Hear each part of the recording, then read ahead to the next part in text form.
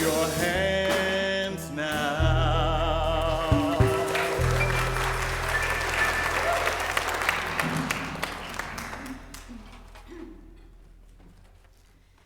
Thank you so much, Monty. Thank you so much, First Parish Jazz Trio. It is very good to be here together now with this music, no matter all the other things that are happening.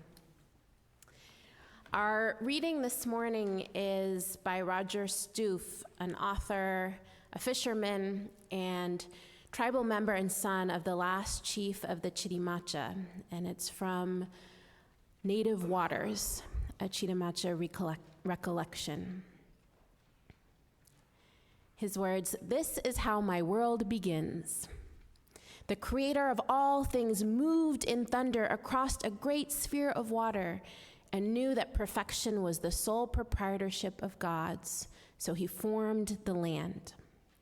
And he did this by commanding crawfish to swim down below the waters and doing what crawfish still does today, bring up mud in a mound like a volcano's throat, and more until the mud pierced the surface and dried under the sun. The edge of sea laps at the margins of crawfish labor, sifting it away. But rivers move earth from here to there, dumping it back into floodplains and basins. Lakes collect and persist, pools of grace to remind those who live too far from the sea what lies beyond. There are three things that remain constant in my life. Crawfish continues to build the land, water continues to confront it, and the infinite journey between the two. When they came here, they found only the graceful, poetic balance of water and land in all creation.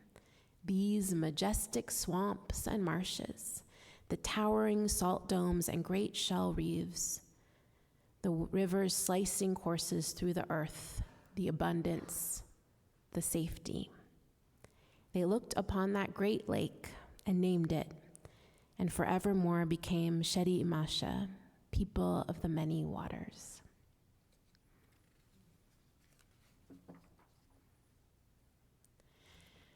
For years, my grandmother had a mobile home outside of Orlando, Florida, where she would spend the winters, and we would escape winter to visit, playing sequence on the porch, fishing, and hanging out in citrus groves. Our annual pilgrimage was not complete without a day in Highlands Hammock State Park, where we would rent ill-fitting rusty bikes, eat orange blossom soft serve, and the highlight, a boardwalk through the cypress swamp. In the swamp, ancient, enormous trees, centuries old, rise up around you. There's a dense canopy of leaves that turns the harsh Florida sun into a gentle dapple. The vegetation is lush, and as a kid, I could almost imagine disappearing into the thick of it, or anything from alligator to dinosaur emerging from within it. The swamp smelled more than anything like life, green things, growing, dying. Swamps occupy all kinds of places in our imagination, depending on maybe whether we had a grandmother in Florida that we visited or whether we've lived in swamps ourselves. Supposedly, there's a thing called draining the swamp, whatever that means. Much of our cities, from DC to the Back Bay here in Boston, were previous swampy land. Swamps are often considered obstacles, impassable terrain, dangerous places where who knows what lurks in the mud and the muck. But the hammock swamp of my childhood conjured other associations, a place so elemental and old, where what makes the swamp impenetrable also is protective of life within. And I started to think about swamps across this land, all the places where humans might have tried to build or drain, but so far resisted, remaining stubbornly swampy. Wetlands, which I learned is sort of an umbrella term for swamps, bogs, marshes, mangroves, are areas that are saturated by surface and groundwater and support vegetation adapted for life in a place full of water. Wetlands filter and store water, control flooding, store carbon, provide homes for plants and animals of all kinds, and like the words from Ricardo Levins Morales in our chalice lighting, they detoxify what is upstream. And in a time of so much uncertainty, violence, and fear in our world and in many of our own lives, I'm often turning to history for wisdom and resilience. So here are two stories of safety in the swamp that have brought my heart some good. One is about the Great Dismal Swamp of Virginia and North Carolina, and the other about the Atchafalaya Basin of Louisiana that we heard about in our reading. The Chitimacha tribe is the only Louisiana tribe that still lives on part of its ancestral land, which once stretched across the Louisiana coastline from Lafayette to New Orleans to the Gulf of Mexico, including the Atchafalaya Basin, the largest river swamp in the US. The waters, the swamps, are under threat now for all the reasons we know: sea level rise, extreme weather. These threats to the Chitimacha people are not new. We know that in the 16th century, Spanish conquistadors attempted to land ships, but were beaten back. Then the French arrived and began a war against the Chitimacha, enslaving indigenous people. And by the 20th century, the tribe, facing extreme poverty and racism, had only one village left, but continued to fight for their land, identity, and culture. The Chitimacha language, born of the many waters, almost did not survive. Chief Benjamin Paul and Delphine Stu were the last two fluent speakers of the language. But before they died in the 30s and 40s, they met with an ethnographer who recorded 200 hours of stories and vocabulary. Kim Walden, the cultural director of the Chitimacha tribe, says, "It was going out the back door and we caught it right as it was slipping away. Because if we wouldn't have had those elders to know whether or not the pronunciation was correct, my generation wouldn't have known." She says, "It was a crucial point that we got it. So we say our language was not dead or extinct. We say it was sleeping." The Chitimacha language is now taught in schools, and via the Rosetta Stone Endangered Language Program is accessible to every tribal member. The safety of the physical swamp is in danger. Stoof asks, who are the people of the many waters without the waters? And yet, no matter the fate of the waters, the language persists. From our reading, there are three things constant in my life. Crawfish continues to build the land.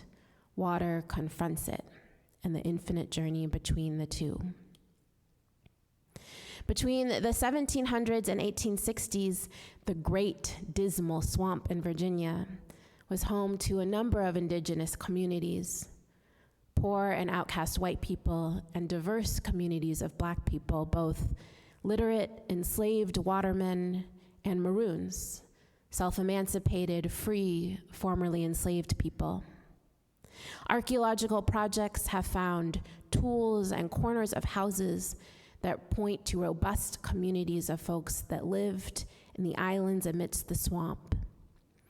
The swamp itself, at one point the size of Rhode Island, has been described by many as truly impassable without a guide, with clouds of mosquitoes, biting flies, bears, and panthers. They say that Washington beat the British, but he could not beat the swamp, could not drain it or tame it, despite many attempts. The historian Dr. Catherine Benjamin Golden wrote an article, Armed in the Great Swamp, Fear, Maroon Resurrection, and the Insurgent Ecology of the Great Dismal Swamp. And she calls the Great Dismal Swamp a landscape of Black power and Black self-reliance. William Byrd II, a white surveyor and enslaver, called the Great Dismal Swamp a city of refuge. In 1728, when he was surveying the land, he, quote, spotted a family of mulattoes that called themselves free. He said of the swamp, "It is certain that many slaves shelter themselves in this obscure part of the world." He said that if the problem did not get under control, the Maroons might rise up and create, in his words, a city of refuge for all debtors and fugitives.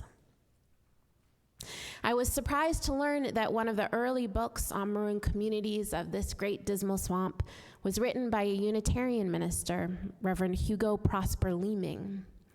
According to the biography that he wrote of himself, he was a communist in high school, organized with the Union Now movement, and was later ordained by the Free Religious Association and eventually converted to Islam. He was born in Richmond, Virginia, not too far from the big swamp, and was very proud of his poor white ancestry.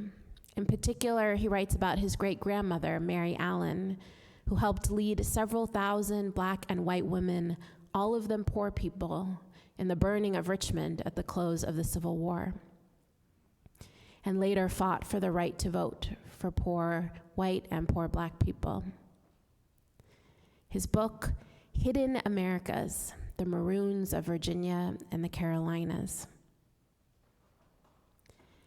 Harriet Jacobs, the former enslaved author of Incidents in the Life of a Slave Girl, hid in the Great Dismal Swamp on her way to freedom. She wrote, quote, "Venomous snakes were less dreadful to the imagination than the white men in that community called the civilized." And the captain on whose boat she journeyed north called the swamp a slave territory that defies all law. White journalist Frederick Law Olmsted wrote that there are people in the swamps now that are the children of fugitives, and fugitives themselves all their lives. Reverend Leeming wrote about the organizing between the Native and Black communities in the swamp. He says, "It was the Tuscaroras who provided something besides numbers for the new Maroon community.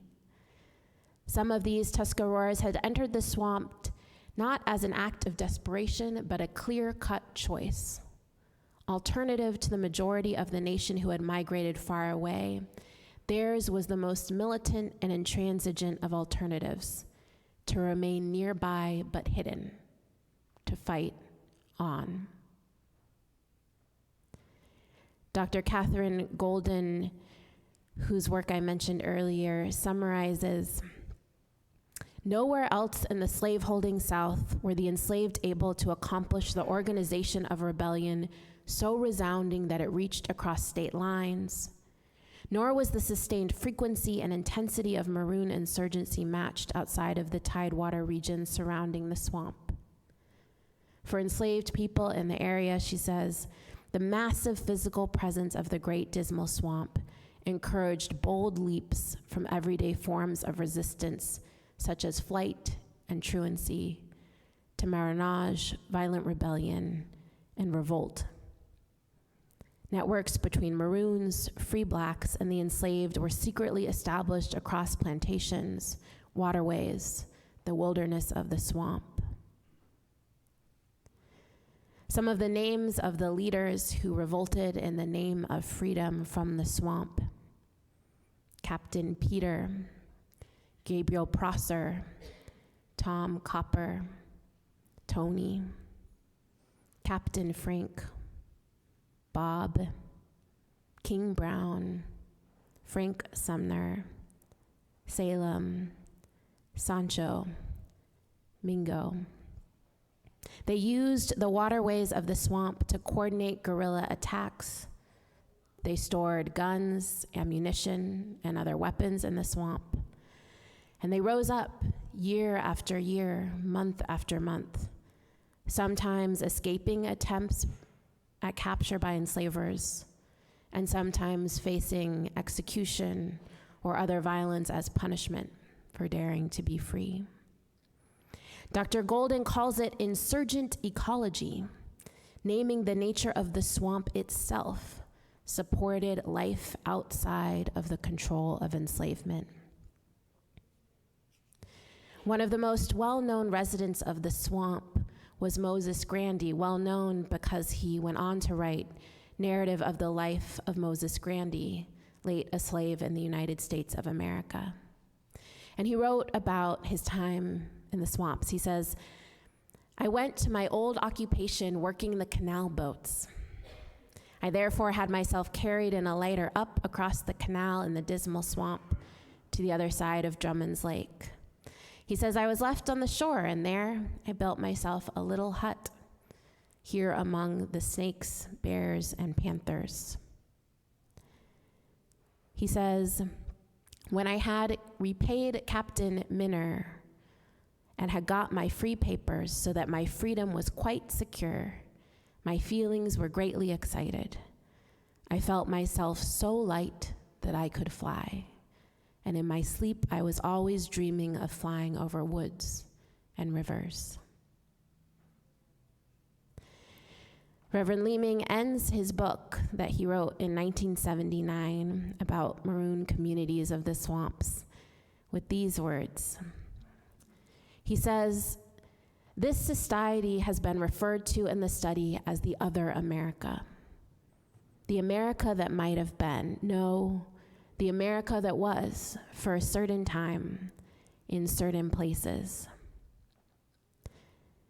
Perhaps a sick nation can obtain health through awareness of alternatives, perhaps of the nation's childhood, memories long suppressed, the many paths that open into alternate futures.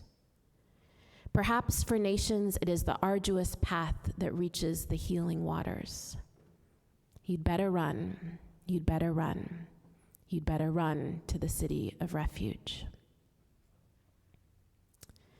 After buying his freedom, and actually he bought it 3 times over because of enslavers who stole his money, with the money he earned running boats in the swamp, Moses Grandy went on to speak and write about abolition, traveling to London and using the money from the publication of his memoir to purchase the freedom of his wife, children, grandchildren.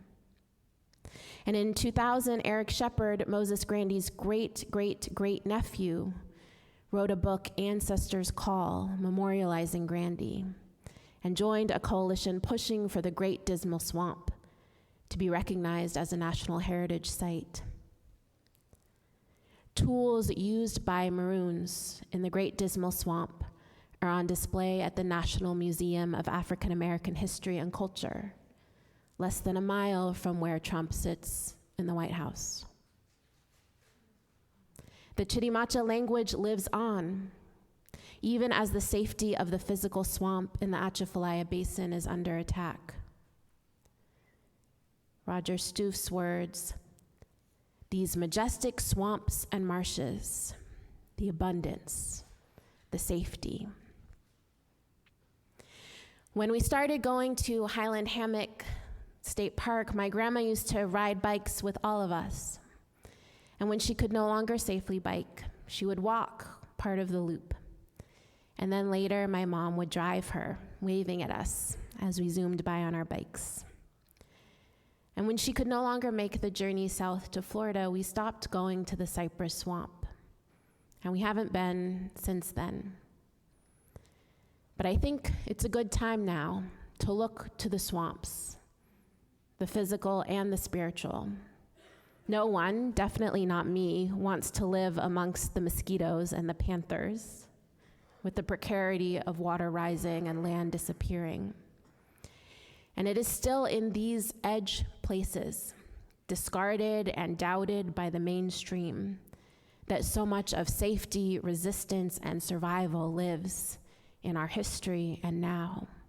In these little corners, whether they be corners of the internet or WhatsApp groups or of our towns or our minds or heck, even our churches that are kindred to swamps, that can be our own insurgent ecology that supports all that is outside of control, where what might seem impenetrable, hostile to those who would harm us, becomes protective, a refuge, a place to plot freedom and survival, to remember all the stories within our history of those who carved out life amidst obliteration, who eked out free living, who refused to give up, who found the places where the land and the water meet.